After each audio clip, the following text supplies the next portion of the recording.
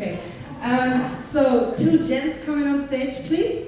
One is Gideon from MakeIT in Africa.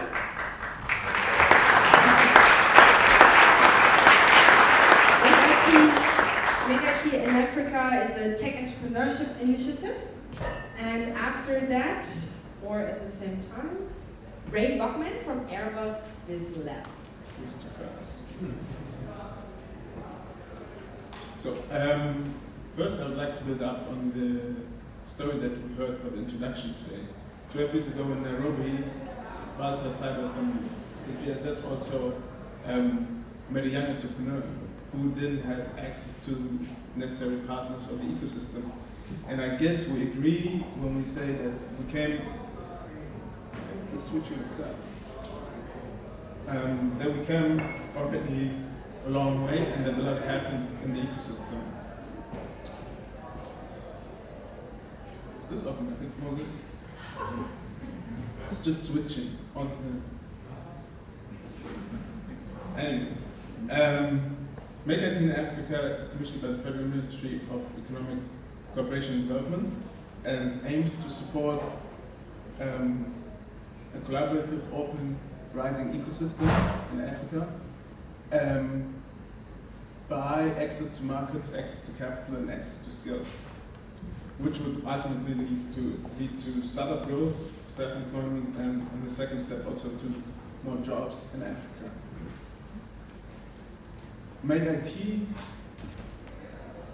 is operative since 2017 in Kenya, Nigeria, but also with an outreach to other countries in East and West Africa, and most likely also will get an extension to Tunisia, Ghana, and Rwanda. And currently we are supporting 110 startups in 11 countries with our measures. One of our key measures is the MakeIT Accelerator, which has 3 components, which are capacity for growth, cooperation readiness, and investor readiness. So the first component basically builds on capacity building for the startups. The second one, cooperation readiness, also includes B2B exposure for startups, and we are happy also to say that we invited 5 startups that would showcase tonight and pitch during the startup pitching night.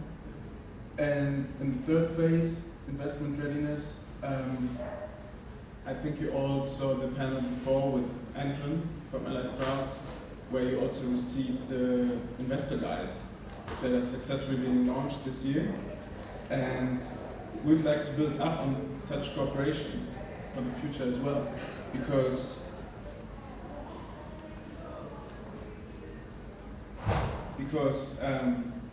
sometimes there are a lot of things that we from MakeIT could offer, but there are also things that we cannot offer, while there are other partners also in the ecosystem that maybe can offer things that we have, but they don't have, and so on. So that's why we also would like to come together more closely with other industry partners to contribute to a sustainable ecosystem on the ground, especially with industry partners that have certain expertise in certain sectors, because that's what startups really need, because they maybe miss the sector-specific approach on the ground. And now I'd like to invite Ray. Yeah. Thank you very much. Hi everyone. I was already thinking, what would I say if it doesn't work? Thank you very much. Before we start, I actually want to tell an anecdote, and I don't want to offend anyone with this anecdote, and also be aware that I tell the same anecdote actually inside our company. So about 2.5 years ago, one of my colleagues actually was part of the startup called the Africa Plateau. So a group of people that started to think about the strategy for Airbus in Africa. And one of her name is Susan, and she asked actually one of the plateau leaders, so how many non-European, non-male, young, and non-white actually participate in this discussion? I don't tell you the number, but it's not so many. Okay? And I think this is the whole starting point, and also the whole journey that I will be taking you through, and the learning actually that we went through. My name is Ray Buckman, and I'm leading the Airbus Biz Lab campus in Hamburg. Airbus BizLab is a hybrid model, a corporate accelerator. On the one hand, we have startups, and on the other hand, we have internal innovation projects. We've been doing this for 3 years now. And then always the question is, what is the impact that we create on the business? 19.5. 19.5. 19.5 million euros have been invested by venture capitalists and business angels into the startups after they have left the program. And it's actually a key figure, I would say, to measure the success of an accelerator. Are the startups able to attract funding afterwards? Is it a startup that can not only work in a single market, single product, single customer relationship, but actually is able to scale the business? The other number is important for us, 42%. Because at the end, Airbus doesn't care so much how much money is invested into the startup. This is a number that you care about. But Airbus cares about, do we find new partners? Do we find new corporations within our fields of interest? And then I do not talk too much about the internal project because that's not really the audience, but if you want to know more also about that process of how do internal innovations take off, please do approach me. What I would like to say at this moment though, and it's really important, is that by mixing up internal innovation and external innovation and not making any difference between the two, this is where we think where the real impact actually comes from. Because the startups and the internal projects, they sit in the same accelerator, they go through the same processes, and they get exposed to the same elements. This is really what creates for us these good numbers. We've been doing this for 3 years now. We have just finished the boot camp in Hamburg for the season 4. And we've been doing this at 3 locations so far, Hamburg, Toulouse, and Bangalore. And we're adding this year the 4th location, Madrid. Now, we are here at Afrolynk. How many Africans have participated to this program? How many have applied to this program? Not so many. And also the important question for us, if we think about the partnerships, if we think about an accelerator that is working with the African continent, we have to think differently about this model, because the hybrid model only works with an Airbus facility. There's no Airbus facility and no development teams in Africa. So we have to think about partnerships. It is actually where I'm kicking in what Gideon has left the stage with. But we have, and also, and this I think really important also to share from a corporate perspective, because actually with the BizLab approach, and we kind of try to also learn for ourselves how to actually run it. The BizLab itself is a startup, so you have to prototype and you have to try different things. And we have 2 things actually in terms of learning that we need to go through. So the first one, and I talked about it last year when I was here at Afrolynk. I was saying that we're about to do something, and let's see what we will learn from it. So I will share some of these learnings in a second. But one thing that we also find out, and I didn't talk too much about it last year when I was here, but actually it turned out to be really, really important. This journey, as we have to learn how does our program actually work with an African ecosystem, with African partners. The big element is how do you bring the people that I mentioned before that are designing the Africa strategy with you on that journey, because for them it's a foreign object, it's something alien, they are not so familiar with it. Actually, I'm really having some conflicting, struggling discussions with our ventures team and with others about the perception of the market. And by this, also I went to some, for me as well, it was also interesting to learn what is my own perception in terms of what are the types of technology that I would be looking for, I would be finding in Africa. These are the 2 learnings. What do we do as a program, and how do we take the organization with us, that also in the organization this learning happens and that we get exposure to the Airbus people also towards these startups, these technologies and these new innovations. So what have we been doing last year? First of all, 2017 we did a first call, and I will show you 4 startups. So we have scouted or looked at around 50 startups. Out of this we came to 5 that we closely followed, but I will only present 4 of them here. One of them, Track Your Build. Actually was introduced to me by a gentleman here, Walkery, last year after I was on the panel. And he was like, oh, you need to meet this startup, really cool, from Sierra Leone, they're doing great stuff, they do aerial observation, and they could be good for the program. And actually Edmund, the CEO, he came all the way to Kenya, from Sierra Leone to Kenya, just to meet us when we were on our tour meeting some of the startups. And now he has been mentored with one of our business units. He's about to raise a bigger fund soon. He's actually in the fundraising right now. We helped him to get into the GIZ MakeIT accelerator, and also one of our business units is in discussions with him. Aerial Industries. It's a startup from Nigeria. They do crop spraying with drones. This startup actually came into our program. This is where we tested. What if an African startup goes into a program in Europe, in that case in Hamburg? And he wanted, why did it make sense? Because he wanted to build his own drone. Well, one of the things he learned, it's not a good time to build a drone by himself, because he actually found two things. One, if he builds it in Europe and if he builds it in Hamburg, it's too expensive for his use case. So we said, okay, then we stopped the program here. You go back to Lagos and you try it there. And then he was in Lagos, and after 1 or 2 months also he said, also I can't build a drone here because actually the ecosystem is not ready for me to build the drone locally.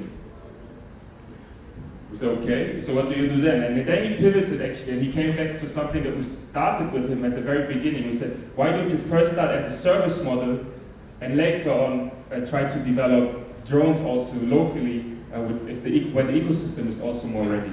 So now, just last month, he signed his first MOU, his first memorandum of understanding, with one of his first clients. Third, Cloudline. Cloudline was a startup that's from South Africa, and they use an airship to transport large cargoes. That's their vision. It's a very big vision. Big cargo loads, long distances. It must be cargo loads that can travel slow, but that are very heavy. And that was a vision. He didn't have a product. He had a great team, but he didn't have a product. So by coming to Munich and meeting some of the experts that are themselves also working on an airship, he actually was able to convince them that they should give him their own prototype.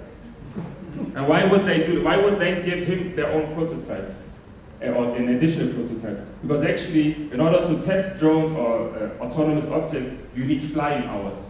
Okay, so they gave him this prototype, and he will be showcasing it at the South African Innovation Summit in 2 weeks, where he will be flying around with that prototype, and he's testing it all around the country, where he's starting to understand how does an airship actually behave. And all of this, you will learn a lot about airship behaviors. He puts small cargo loads on them, so that later on he's able to develop the full cargo load aircraft. And let's see what is the journey that we will be also going with him on that. Then we have LifeBank. LifeBank is also a startup that is part of the MakeIT 100 that were shown before. And we met them at an event from the Bundesministerium für Wirtschaft und Innovation. I can't remember the English word for it, but the Ministry for Economy, right? So, and they did a startup night, and actually that's where we met that startup. And at the same time, we did an innovation event with Endeavor, the Inclusive Innovation for 2030. And one of the cases was, and that's a case that is more known in terms of drone delivery, it's delivering critical healthcare with drones. And there are some famous examples out there. And this startup, LifeBank, actually bootstrapped their way into the market in Lagos using motorbikes for drone delivery. So what we wanted to know, and they wanted themselves to expand to more rural areas and using drones. This was on their own timeline. And we said, okay, we can accelerate that timeline if we partner together and if we collaborate on it together. And by that, actually learning the difference and making the business case between a motorbike, a truck, and a drone. And this is for us, again, learning, understanding the markets also better.